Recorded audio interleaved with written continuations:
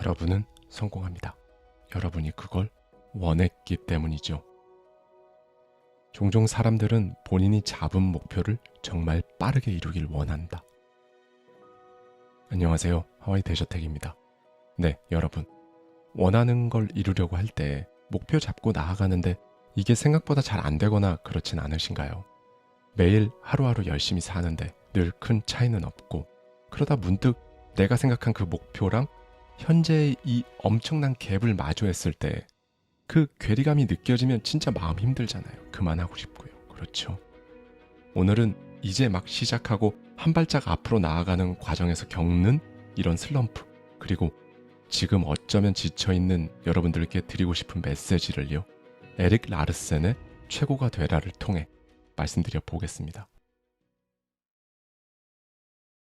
여러분, 실제로요, 원하는 걸 이룰 때 생각하고 행동하는 게 중요하죠. 그런데 여기서 더 중요한 게 하나 있습니다. 바로 인내인데요. 또 뻔한 소리 하려고. 이런 생각 드시는 분들 계실 거예요. 그런데 오늘 영상 끝까지 들어보시면요, 생각이 완전히 달라지실 겁니다. 인내는요, 여러분, 사전적 정의로는 괴로움이나 어려움을 참고 견딤인데요. 이게 생각보다 무조건 잘 안 됩니다. 중간에 흐지부지 되기도 하고요. 그럼에도 불구하고 저자에 따르면요, 정말 원하는 삶이 되었든 본인 커리어에서 최고 전문가가 되기 위해서든 그 흐름을 계속 이어가는 게 중요하다고 말해요. 여기서 포인트는요, 막 우직하게 꾸준히 해라 이런 말씀을 드리는 게 아니에요. 여러분이 가장 잘할 수 있는 일을 할 기회, 그리고 그 시간, 이 두 가지에 대한 겁니다. 영국 정치계를 예로 들어볼까요?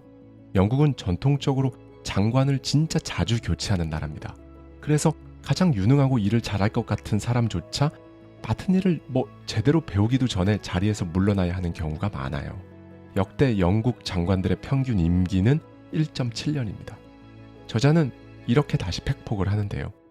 이건 마치 타이거 우즈가 골프에서 어느 정도의 정점에 이르기도 전에 축구, 아이스하키, 야구로 분야를 계속 바꾼 다음에 그가 모든 분야에서 탁월한 기량을 발휘하기를 원하는 것만큼 의미 없고 정말 헛된 바람이다. 여러분, 저는 진심으로 이런 말씀 드리고 싶어요.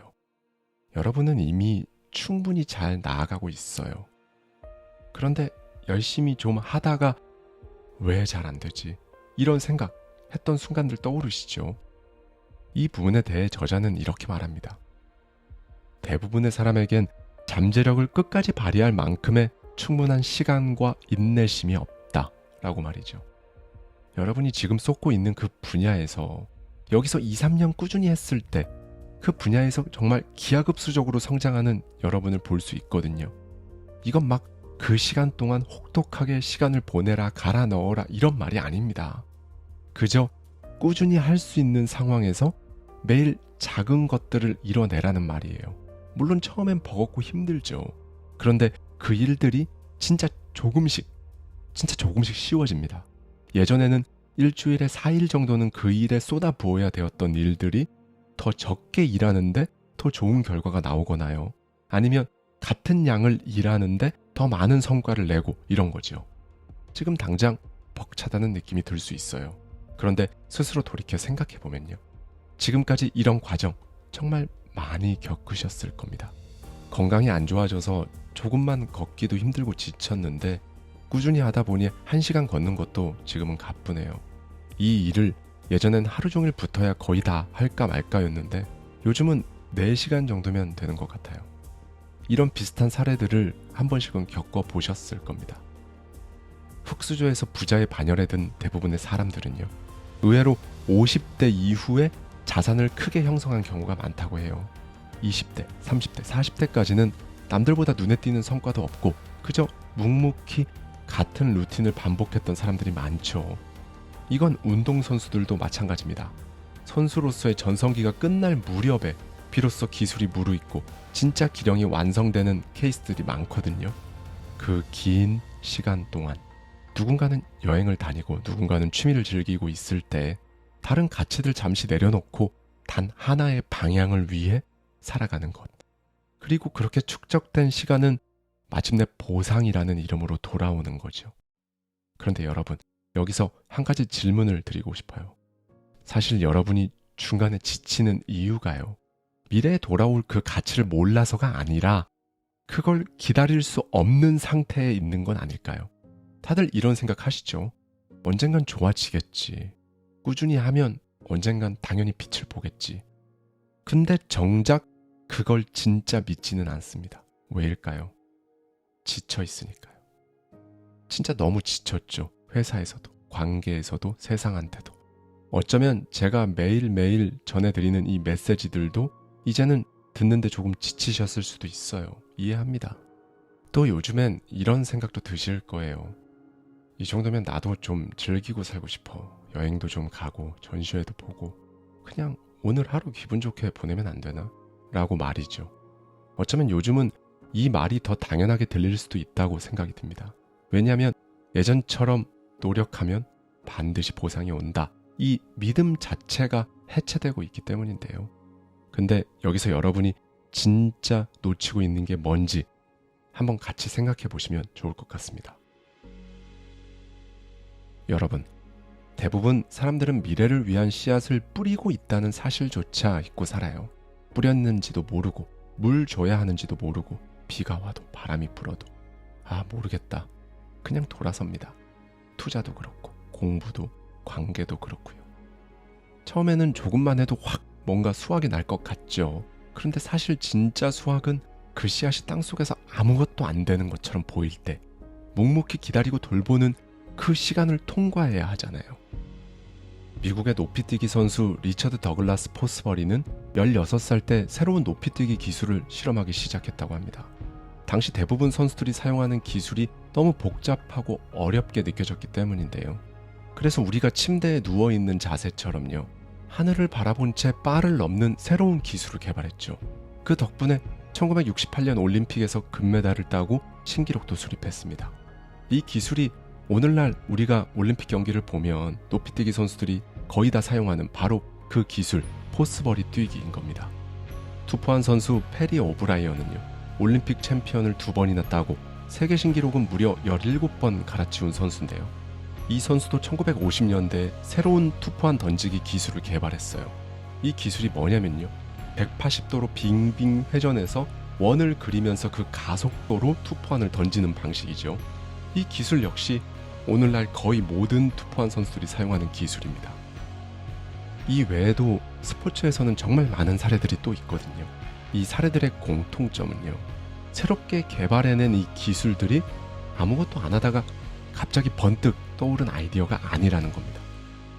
무수한 날 동안 피땀 흘려 훈련하고 꼼꼼히 계산하며 수없이 반복과 시도를 거듭한 끝에 떠오른 그 아이디어로 완성한 것들입니다. 제가 지금 이 사례들을 말씀드린 이유가 뭐냐면요, 이 인고와 기다리는 끈기의 시간, 이게 그저 버티는 시간이 아니라는 거예요. 그저 버티는 괴로운 시간이라고 느끼니까 대부분의 사람들이 미래를 포기하죠. 그 시간을 견딜 힘이 없어서 포기하게 됩니다. 그래서 정말 중요한 건요, 미래를 위해 오늘을 버리는 것도 아니고, 미래는 모르겠으니까 오늘이나 실컷 쓰고 보자, 이것도 아닙니다. 오늘 하루를 어떻게 살아가는지에 따라 특정 시점에요, 여러분이 바라는, 원하는 삶, 그걸 현실화할 수 있느냐 없느냐가 갈린다는 거죠. 여러분이 설정한 그 목표, 그 삶, 그 길을 그저 버틴다는 마음으로 가면 사람은 결국 무너지고 맙니다. 조금씩이라도 내가 오늘 할 거 하고, 어제보다 정말 조금 1%라도 나아가고, 그 속에서 여러분 스스로 오늘도 잘 살았다 라는 감각을 느끼는 것, 이게 중요한 겁니다. 오늘 막 전력을 다해 이것저것 무리해서 많은 것들을 해치우자, 이게 아닙니다. 딱 1%만 성장하면 됩니다. 정확히 말씀드릴게요. 1%도 필요 없어요. 0.5%만 성장해도 됩니다.